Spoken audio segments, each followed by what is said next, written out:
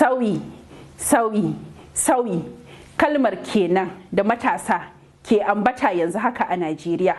Ashe dai sauyin da kuke hankoro da yawaitan magana a kai mai yiwuwa ne, tunda dai gashi mun ga yadda kuka ce ba kwa son rundunar SARS, kuka kuma tirsasa wa gwamnati miƙa wuya, wato dakatar da ayyukansu a faɗin Najeriya. Mun ga yadda zanga-zangar da aka soma a shafin Twitter a Najeriya ta karaɗe wasu manyan birane musamman a Abuja da kudancin ƙasar. Abin mamaki kuma bata tsaya kaɗai a nan ba, domin ta kai har zuwa ƙetare kamar a biranen Berlin da London da New York da kuma Washington. Akwai kuma shahararrun 'yan wasan ƙwallon ƙafa kamar Ozil, Rashford da kuma shahararrun mawaƙa kamar Kanye West, Wizkid da kuma Davido da su ma suka mara wa matasan baya. Shin me kuke gani ya taka rawa wajen cimma hakan? Naci, naci, naci da ƙarfin shafukan sada zumunta da ƙarfin zuciya da kuma sadaukarwa.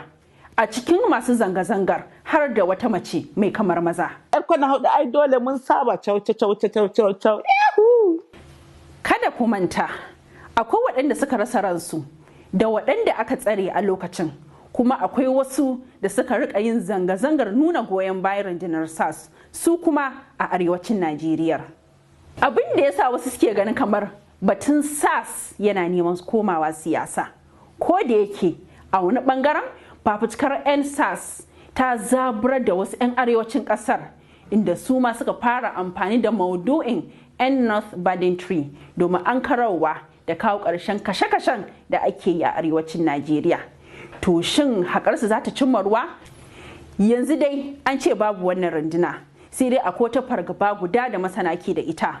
Wato ba kalaman baka ba, aiwatarwa a kuma gani a ƙasa.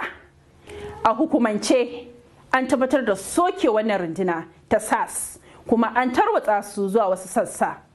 Sai dai abin tambaya a nan shine, gwamnati za ta cika alkawarin da ta ɗauka a ga sauyi na zahiri? Kar a manta, kafin wannan lokaci sau 3 gwamnati na daukan alkawari kan fasalta aikin rundunar SARS, amma ba a gani a ƙasa ba. Menene ra'ayinku dangane da batun dakatar da rundunar SARS?